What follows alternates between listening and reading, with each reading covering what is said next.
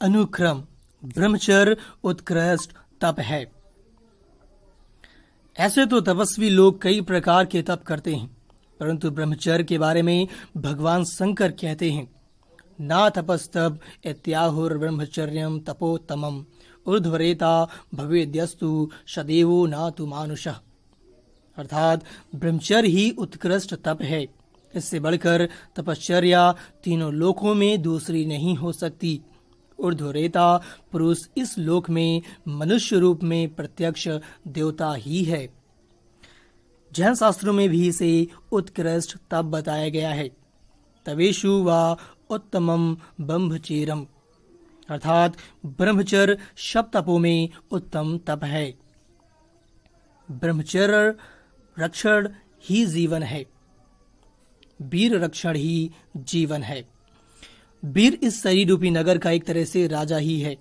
यह वीर रूपी राजा यदि पुष्ट है, बलवान है, तो रोग रूपी शत्रु कभी शरीर रूपी नगर पर आक्रमण नहीं करते। जिसका वीर रूपी राजा निर्बल है, उस शरीर रूपी नगर को कई रोग रूपी शत्रु आकर घेर लेते हैं। इसीलिए कहा गया है, मरणम बिंदुपातेन जीवनम बिंदु धारणात्, अर्थात बिंदुरांश यानी वीरनाश ही मृत्यु है और बिंदु रक्षण ही जीवन है। जैन ग्रंथों में अब्रह्मचर्य को पाप बताया गया है। अब्रह्मचर्यम घोरम पमायम दुर्हित्यम, अर्थात अब्रह्मचर्य घोर प्रमाद रूप पाप है। इसका उल्लेख 10 वैकालिक शूद्र 6.17 में है। अथर्ववेद में इसे उत्कृष्ट व्रत की संज्ञा दी गई है। व्रतेषु वै ब्रह्मचर्यम, वैदिक शास्त्र में इसको परम बल कहा गया है। ब्रह्मचर्यम परम बलम, अर्थात ब्रह्मचर्य परम बल है। वीर रक्षण की महिमा सभी ने गाई है। योगीराज गोरखनाथ ने कहा है, कंत गया खूं कामिनी झूरई, बिंदु गया खूं जोगी, अर्थात पति की वियोग में कामनी तड़पती है और वीर पतन से योगी पश्चाताप करता है। भगवान शंकर ने तो यहाँ तक कह दिया कि इस ब्रह्मचर्य के प्रताप से ही मेरी ऐसी महान महिमा हुई है। यस्य प्रसादन महिमा मया ममा पियो तादृशो भवीत। अनुक्रम आधुनिक चिकित्सकों का मत। यूरोप के प्रतिष्ठित चिकित्सक भी भारतीय योगियों के कथन का समर्थन करते हैं। डॉक्टर निकोल कहते हैं, यह एक भैषजिक और दैहिक तथ्य है कि शरीर के सर्वोत्तम रक्त से स्त्री तथा पुरुष दोनों ही जातियों में प्रजनन तत्व बनते हैं। शुद्ध तथा व्यवस्थित जीवन में यह तत्व पुनः अवशोषित हो जाता है। यह सूक्ष्मतम मस्तिष्क, स्नायु तथा मांसपेशीय ऊतकों का निर्माण करने के लिए तैयार होकर पुनः परिसंचरण में जाता है। मनुष्य का यह वीर वापस ऊपर जाकर शरीर में विकसित होने पर उसे निर्भीक, बलवान, साहसी तथा वीर बनाता है। यदि इसका अपव्यय किया गया तो यह उसको स्त्रील, दुर्बल, कृश कलेवर एवं काम उत्तेजनशील बनाता है तथा उसके शरीर के अंगों के कार्य व्यापार को विकृत एवं स्नायु तंत्र को शिथिल यानी कि दुर्बल करता है और उसे मृगी एवं अन्य अनेक रोगों और मृत्यु का शिकार बना देता है। जनन इंद्रिय के व्यवहार की निवृत्ति से शारीरिक, मानसिक तथा आध्यात्मिक बल में असाधारण वृद्धि होती है। परम धीर तथा अध्यवसायी वैज्ञानिक अनुसंधानों से पता चला है कि जब कभी भी रेत स्राव को सुरक्षित रखा जाता तथा इस प्रकार शरीर में उसका पुनर्शोषण किया जाता है तो वह रक्त को समृद्ध तथा मस्तिष्क को बलवान बनाता है। डॉक्टर डियो लुई कहते हैं, शारीरिक बल, मानसिक ओज तथा बौद्धिक कुशाग्रता के लिए इस तत्व का संरक्षण परम आवश्यक है। एक अन्य लेखक डॉक्टर ईपी मेलर के लिखते हैं, शुक्र स्राव का स्वैच्छिक तथा अनैच्छिक अपव्यय जीवन शक्ति का प्रत्यक्ष अपव्यय है। ये प्रायः सभी स्वीकार करते हैं कि रक्त के सर्वोत्तम तत्व शुक्र स्राव की संरचना में प्रवेश कर जाते हैं। यदि ये निष्कर्ष ठीक है तो इसका अर्थ यह हुआ कि व्यक्ति के कल्याण के लिए जीवन में ब्रह्मचर्य परम आवश्यक है। पश्चिम के प्रख्यात चिकित्सक कहते हैं कि वीर क्षय से, विशेषकर तरुण अवस्था में वीर क्षय से विविध प्रकार के रोग उत्पन्न होते हैं। वे हैं शरीर में व्रण, चेहरे पर मुहासे तथा विस्फोट, नेत्रों के चतुर्दिक नीली रेखाएं, दाढ़ी का अभाव, धसे हुए नेत्र, रक्त क्षीणता से पीला चेहरा, स्मृति नाश, दृष्टि की क्षीणता, मूत्र के साथ वीर स्खलन, अंडकोश की वृद्धि, अंडकोशों में पीड़ा, दुर्बलता, निद्रालुता, आलस्य, उदासी, हृदय कंप, श्वासावरोध या कष्ट श्वास, यक्षमा, पृष्ठशूल, कटिवात, शोरोवेदना, संधि पीड़ा, दुर्बल वृक्क, निद्रा में मूत्र निकल जाना, मानसिक अस्थिरता, विचार शक्ति का अभाव, दुःस्वप्न, स्वप्न दोष तथा मानसिक अशांति। उपरोक्त रोग को मिटाने का एकमात्र इलाज ब्रह्मचर्य है। दवाइयों से या अन्य उपचारों से ये रोग स्थायी रूप से ठीक नहीं होते। अनुक्रम, वीर कैसे बनता है? वीर शरीर की बहुत मूल्यवान धातु है। भोजन से वीर बनने की प्रक्रिया बड़ी लंबी है। श्री सुश्रुत आचार्य ने लिखा है, रसादृक्तम ततो मांसम, मांसन मेदः प्रजायते, मेद स्या अस्थि ततो मज्जा, मज्जायाः शुक्र संभवः। जो भोजन पचता है उसका पहले रस बनता है, 5 दिन तक उसका पाचन होकर रक्त बनता है, 5 दिन बाद रक्त में से मांस, उसमें से 5-5 दिन के अंतर से मेद, मेद से हड्डी, हड्डी से मज्जा और मज्जा से अंत में वीर बनता है। स्त्री में जो यह धातु बनती है उसे रज कहते हैं। वीर किस प्रकार 6-7 मंजिलों से गुजरकर अपना यह अंतिम रूप धारण करता है, यह सुश्रुत के इस कथन से ज्ञात हो जाता है। कहते हैं कि इस प्रकार वीर बनने में करीब 30 दिन व 4 घंटे लग जाते हैं।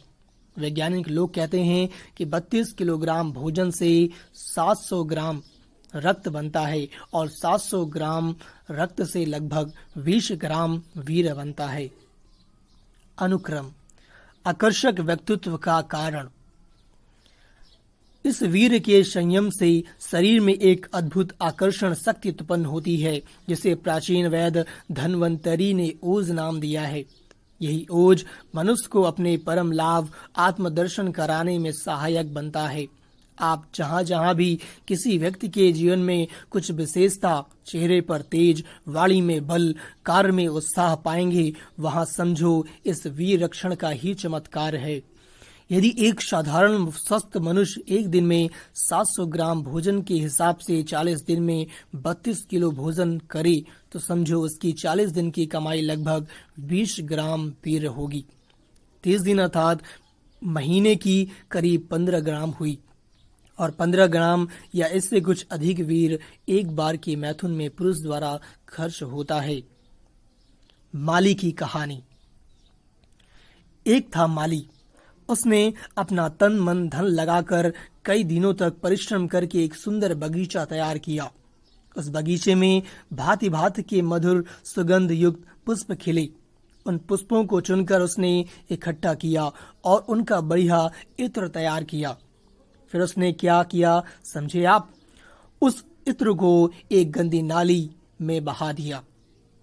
अरे, इतने दिनों के परिश्रम से तैयार किए गए इत्र को, जिसकी सुगंध से सारा घर महकने वाला था, उसे नाली में बहा दिया। आप कहेंगे कि वह माली बड़ा मूर्ख था, पागल था, मगर अपने आप में ही झांक कर देखें, वह माली कहीं और ढूंढने की जरूरत नहीं है। हम में से कई लोग ऐसे ही माली हैं। वीर बचपन से लेकर आज तक यानी 15-20 वर्षों में तैयार होकर ओज रूप में शरीर में विद्यमान रहकर तेज, बल और स्फूर्ति देता रहा। अभी भी जो करीब 30 दिन के परिश्रम की कमाई थी, उसे यूं ही सामान्य आवेग में आकर अविवेक पूर्वक खर्च कर देना कहाँ की बुद्धिमानी है? क्या ये उस माली जैसा ही कर्म नहीं है? वह माली तो 2-4 बार ये भूल करने के बाद किसी के समझाने पर संभल भी गया होगा, फिर वही की वही भूल नहीं दोहराई होगी, परंतु आज तो कई लोग वही भूल दोहराते रहते हैं। अंत में पश्चाताप ही हाथ लगता है। क्षणिक सुख के लिए व्यक्ति कामंद होकर बड़े उत्साह से इस मैथुन रूपी कृत में पड़ता है, परंतु कृत पूरा होते ही वह मुर्दे जैसा हो जाता है। होगा ही, उसे पता ही नहीं कि सुख तो नहीं मिला, केवल सुखाभास हुआ, परंतु उसमें उसने 30-40 दिन की अपनी कमाई को खो दिया। ये अवस्था आने तक वीर संचय होता है, वह शरीर में ओज के रूप में स्थित रहता है, वह तो वीर क्षय से नष्ट होता ही है। अति मैथुन से तो हड्डियों में से भी कुछ सफेद अंश निकलने लगता है, जिससे अत्यधिक कमजोर होकर लोग नपुंसक भी बन जाते हैं। फिर वे किसी के सम्मुख आंख उठाकर भी नहीं देख पाते, उनका जीवन नारकीय बन जाता है। वीर रक्षण का इतना महत्व होने के कारण ही कब मैथुन करना, किससे मैथुन करना, जीवन में कितनी बार करना आदि निर्देशन हमारे ऋषि मुनियों ने शास्त्रों में दे रखे हैं। अनुक्रम सृष्टि क्रम के लिए मैथुन एक प्राकृतिक व्यवस्था। शरीर से वीर वे ये कोई क्षणिक सुख के लिए प्रकृति की व्यवस्था नहीं है, संतान उत्पत्ति के लिए इसका वास्तविक उपयोग है। यह प्रकृति की व्यवस्था है। यह सृष्टि चलती रहे, इसके लिए संतान उत्पत्ति होना जरूरी है। प्रकृति में हर प्रकार की वनस्पति व प्राणी वर्ग में यह काम प्रवृत्ति स्वभावतः पाई जाती है। इस काम प्रवृत्ति के वशीभूत होकर हर प्राणी मैथुन करता है और उसका रद सुख भी उसे मिलता है, किंतु इस प्राकृतिक व्यवस्था को ही बार बार क्षणिक सुख का आधार बना लेना कहाँ की बुद्धिमानी है। पशु भी अपनी ऋतु के अनुसार ही इस काम वृत्ति में प्रवृत्त होते हैं और स्वस्थ रहते हैं, तो क्या मनुष्य वर्ग पशु वर्ग से भी गया बीता है। पशुओं में तो बुद्धि तत्व विकसित नहीं होता, परंतु मनुष्य में तो उसका पूर्ण विकास होता है। आहार निद्रा भय मैथुनम चा सामान्यम एतत् पशुर्भिनराणाम। भोजन करना, भयभीत होना, मैथुन करना और सो जाना, ये तो पशु भी करते हैं। पशु शरीर में रहकर हम ये सब करते आए हैं, अब ये मनुष्य शरीर मिला है। अब भी यदि बुद्धि और विवेक पूर्ण अपने जीवन को नहीं चलाया और क्षणिक सुखों के पीछे ही दौड़ते रहे, तो कैसे अपने मूल लक्ष्य पर पहुंच पाएंगे। अनुक्रम सहजता की आड़ में भ्रमित न होवे। कई लोग तर्क देने लग जाते हैं। शास्त्रों में पढ़ने को मिलता है और ज्ञानी महापुरुषों के मखार बिंद से भी सुनने में आता है कि सहज जीवन जीना चाहिए। काम करने की इच्छा हुई तो काम किया, भूख लगी तो भोजन किया, नींद आई तो सो गए। जीवन में कोई टेंशन, कोई तनाव नहीं होना चाहिए। आजकल के तमाम रोग इसी तनाव के ही फल हैं, ऐसा मनोवैज्ञानिक कहते हैं। अतः जीवन सहज और सरल होना चाहिए। कबीरदास जी ने भी कहा है, साधो सहज समाधि भली। ऐसा तर्क देकर भी कई लोग अपने काम विकार की तृप्ति को सहमति दे देते हैं, परंतु ये अपने आप को धोखा देने जैसा है। ऐसे लोगों को खबर ही नहीं है कि ऐसा सहज जीवन तो महापुरुषों का होता है, जिनके मन और बुद्धि अपने अधिकार में होते हैं, जिनको अब संसार में अपने लिए पाने को कुछ भी शेष नहीं बचा है, जिन्हें मान अपमान की चिंता नहीं होती है। वे उस आत्म तत्व में स्थित हो जाते हैं जहाँ ना पतन है न उत्थान। उनको सदैव मिलते रहने वाले आनंद में अब संसार के विषय ना तो वृद्धि कर सकते हैं ना भाव। विषय भोग उन महान पुरुषों को आकर्षित करके अब बहका या भटका नहीं सकती। इसलिए अब उनके सम्मुख भले ही विषय सामग्रियों का ढेर लग जाए, किंतु उनकी चेतना इतनी जागृत होती है कि वे चाहें तो उनका उपयोग करें और चाहें तो ठुकरा दें। बाहरी विषयों की बात छोड़ो, अपने शरीर से भी उनका ममत्व टूट चुका होता है। शरीर रहे अथवा ना रहे, इसमें भी उनका आग्रह नहीं रहता। ऐसे आनंद स्वरूप में वे अपने आप को हर समय अनुभव करते रहते हैं। ऐसी अवस्था वालों के लिए कबीर जी ने कहा है, साधो सहज समाधि भली। अनुक्रम अपने को तोले। हम यदि ऐसी अवस्था में हैं तब तो ठीक है, अन्यथा ध्यान रहे ऐसे तर्क की आड़ में हम अपने को धोखा देकर अपना ही पतन कर डालेंगे। जरा अपनी अवस्था की तुलना उनकी अवस्था से करें। हम तो कोई हमारा अपमान कर दे तो क्रोधित हो उठते हैं, बदला तक लेने को तैयार हो जाते हैं। हम लाभ हानि में सम नहीं रहते हैं। राग द्वेष हमारा जीवन है। मेरा तेरा भी वैसा ही बना हुआ है। मेरा धन, मेरा मकान, मेरी पत्नी, मेरा पैसा, मेरा मित्र, मेरा बेटा, मेरी इज्जत, मेरा पद, ये सब शत भासते हैं कि नहीं? यही तो देह भाव है, जीव भाव है। हम इससे ऊपर उठकर व्यवहार कर सकते हैं क्या? यह जरा सोचें। कई साधु लोग भी इस देह भाव से छुटकारा नहीं पा सके। समान जन की तो बात ही क्या। कई साधु भी मैं स्त्रियों की तरफ देखता ही नहीं हूँ, मैं पैसे को छूता ही नहीं हूँ, इस प्रकार की अपनी अपनी मन और बुद्धि की पकड़ों में उलझे हुए हैं। वे भी अपना जीवन अभी सहज नहीं कर पाए हैं और हम अपने साधारण जीवन को ही सहज जीवन का नाम देकर विषयों में पड़े रहना चाहते हैं। कहीं मिठाई देखी तो मुंह में पानी भर आया। अपने संबंधी और रिश्तेदारों को कोई दुख हुआ तो भीतर से हम भी दुखी होने लग गए। व्यापार में घाटा हुआ तो मुंह छोटा हो गया। कहीं अपने घर से ज्यादा दिन दूर रहे तो बार बार अपने घर वालों की, पत्नी और पुत्रों की याद सताने लगी। ये कोई सहज जीवन के लक्षण है जिसकी ओर ज्ञानी महापुरुषों का संकेत है? नहीं। अनुक्रम मनोनिग्रह की महिमा। आजकल के नौजवानों के साथ बड़ा अन्याय हो रहा है। उन पर चारों ओर से विकारों को भड़काने वाले आक्रमण होते रहते हैं। एक तो वैसे ही अपनी पाशवी वृत्तियां यौन उच्छृंखलता की ओर प्रोत्साहित करती हैं। दूसरे सामाजिक परिस्थितियां भी उसे उसी ओर आकर्षण बढ़ाती हैं। इस पर उन प्रवृत्तियों को वैज्ञानिक समर्थन मिलने लगे और संयम को हानिकारक बताया जाने लगे। कुछ तथाकथित आचार्य भी फ्रायड जैसे नास्तिक एवं अधूरे मनोवैज्ञानिक के व्यभिचार शास्त्र को आधार बनाकर संभोग से समाधि का उपदेश देने लगे। तब तो ईश्वर ही ब्रह्मचर्य और दाम्पत्य जीवन की पवित्रता का रक्षक है। 16 सितंबर 1977 के न्यूयॉर्क टाइम्स में छपा था। अमेरिकन पैनल कहती है कि अमेरिका में 2 करोड़ से अधिक लोगों को मानसिक चिकित्सा की आवश्यकता है।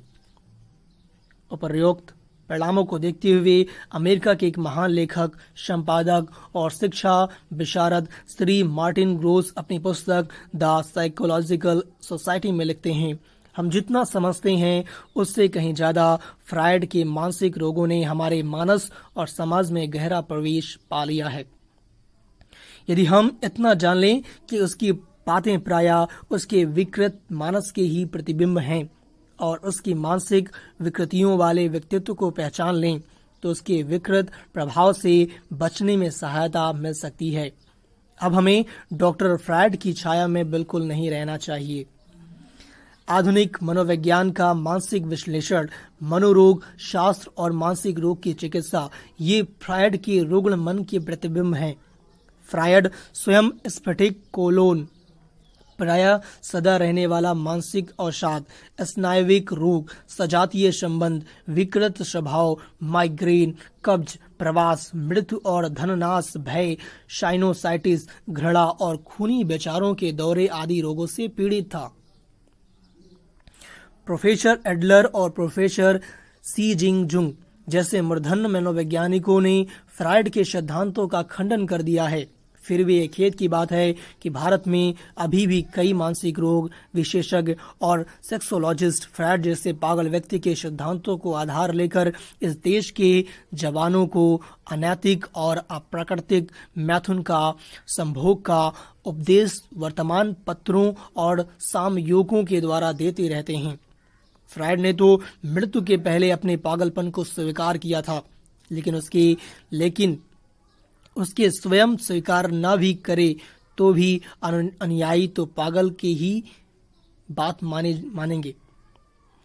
अब भी इस देश के लोगों को चरित्र भ्रष्ट करने का और गुमराह करने का पागलपन छोड़ दें, ऐसी हमारी नम्र प्रार्थना है। ये यौवन सुरक्षा पुस्तक 5 बार पढ़ें और पढ़ाएं, इसी में सभी का कल्याण निहित है। आंकड़े बताते हैं कि आज पाश्चात्य देशों में यौन सदाचार की कितनी दुर्गति हुई है। इस दुर्गति के परिणाम स्वरूप वहां के निवासियों के व्यक्तिगत जीवन में रोग इतने बढ़ गए हैं कि भारत से 10 गुनी ज्यादा दवाइयां अमेरिका में खर्च होती हैं, जबकि भारत की आबादी अमेरिका से 3 गुनी ज्यादा है। मानसिक रोग इतने बड़े हैं कि हर 10 अमेरिकन में से एक को मानसिक रोग होता है। दुर्वासनाएं इतनी बड़ी हैं कि हर 6 सेकंड में एक बलात्कार होता है और हर वर्ष लगभग 20 लाख कन्याएं विवाह के पूर्व ही गर्भवती हो जाती हैं। मुक्त साहचर्य का हिमायती होने के कारण शादी के पहले वहां का प्राय हर व्यक्ति जातीय संबंध बनाने लगता है। इसी वजह से लगभग 65% शादियां तलाक में बदल जाती हैं। मनुष्य के लिए प्रकृति द्वारा निर्धारित किए गए संयम का उपहास करने के कारण प्रकृति ने उन लोगों को जातीय रोगों का शिकार बना रखा है। उनमें मुख्यतः एड्स की बीमारी दिन दूनी रात चौगनी फैलती जा रही है। वहां के पारिवारिक व सामाजिक जीवन में क्रोध, कलह, असंतोष, संताप, उच्च श्रृंखला, उद्दंडता और शत्रुता का महाभयानक वातावरण छा गया है। विश्व की लगभग 4% जनसंख्या अमेरिका में है। उसके उपभोग के लिए विश्व की लगभग 40% साधन सामग्री जैसे कि कार, टीवी, वातानुकूलित मकान आदि मौजूद हैं। फिर भी वहां अपराध वृत्ति इतनी बड़ी है कि हर 10 सेकंड में एक सेंधमारी होती है। हर लाख व्यक्तियों में से 425 व्यक्ति कारागार में सजा भोग रहे हैं, जबकि भारत में हर लाख व्यक्ति में से केवल 23 व्यक्ति ही जेल की सजा काट रहे हैं। कामुकता के समर्थक फ्रायड जैसे दार्शनिक की ही यह देन है कि जिन्होंने पाश्चात्य देशों को मनोविज्ञान के नाम पर बहुत प्रभावित किया है और वहीं से यह आंधी अब इस देश में भी फैलती जा रही है। अतः इस देश की भी अमेरिका जैसे अवदशा हो, उसके पहले हमें सावधान रहना पड़ेगा। यहाँ के कुछ अविचारी दार्शनिक भी फ्रायड के मनोविज्ञान के आधार पर युवाओं को बेलगाम संभोग की तरफ उत्साहित कर रहे हैं, जिससे हमारी युवा पीढ़ी गुमराह हो रही है। फ्रायड ने तो केवल मनोवैज्ञानिक मान्यताओं के आधार पर विचार शास्त्र बनाया, लेकिन तथाकथित दार्शनिक ने तो संभोग से समाधि की परिकल्पना द्वारा विचार को आध्यात्मिक जामा पहनाकर धार्मिक लोगों को भी भ्रष्ट किया है। संभोग से समाधि नहीं होती, सत्यानाश होता है। संयम से ही समाधि होती है। इस भारतीय मनोविज्ञान को पाश्चात्य मनोविज्ञानी भी सत्य मानने लगे हैं। पश्चिम के देशों में ज्ञान विज्ञान का विकास प्रारंभ भी नहीं हुआ था जब और मानव ने संस्कृति के क्षेत्र में प्रवेश भी नहीं किया था। उस समय भारतवर्ष के दार्शनिक और योगी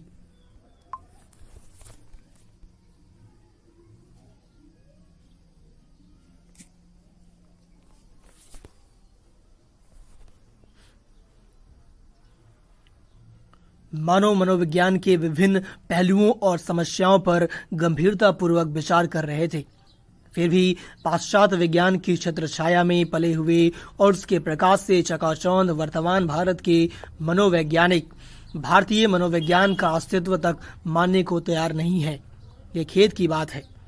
भारतीय मनोवैज्ञानिकों ने चेतना के 4 स्तर माने हैं: जागृत, स्वप्न, सुषुप्ति और तुरीय। पाश्चात्य मनोवैज्ञानिक प्रथम 3 स्तर को ही जानते हैं। पाश्चात्य मनोविज्ञान नास्तिक है। भारतीय मनोविज्ञान ही आत्मविकास और चरित्र निर्माण में सबसे अधिक उपयोगी सिद्ध हुआ है, क्योंकि यह धर्म से अत्यधिक प्रभावित है। भारतीय मनोविज्ञान आत्मज्ञान और आत्म सुधार में सबसे अधिक सहायक सिद्ध होता है। इसमें बुरी आदतों को छोड़ने और अच्छी आदतों को अपनाने तथा मन की प्रक्रियाओं को समझने तथा उसका नियंत्रण करने के महत्वपूर्ण उपाय बताए गए हैं। इसकी सहायता से मनुष्य सुखी, स्वस्थ और सम्मानित जीवन जी सकता है। पश्चिम की मनोवैज्ञानिक मान्यताओं के आधार पर विश्व शांति का भवन खड़ा करना बालू की नींव पर भवन निर्माण करने के समान है। पाश्चात्य मनोविज्ञान का परिणाम पिछले 2 विश्व युद्धों के रूप में दिखलाई पड़ता है। यह दोष आज पश्चिम के मनोवैज्ञानिकों की समझ में आ रहा है, जबकि भारतीय मनोविज्ञान मनुष्य का दैवी रूपांतरण करके उसके विकास को आगे बढ़ाना चाहता है। उसके अनेकता में एकता के सिद्धांत पर ही संसार के विभिन्न राष्ट्रों, सामाजिक वर्गों, धर्मों और प्रजातियों में सहिष्णुता ही नहीं, सक्रिय सहयोग उत्पन्न किया जा सकता है। भारतीय मनोविज्ञान में शरीर और मन पर भोजन का क्या प्रभाव पड़ता है, इस विषय से लेकर शरीर में विभिन्न चक्रों की स्थिति, कुंडलिनी की स्थिति, वीर को ऊर्ध्वगामी बनाने की प्रक्रिया आदि विषयों पर विस्तार पूर्वक चर्चा की गई है।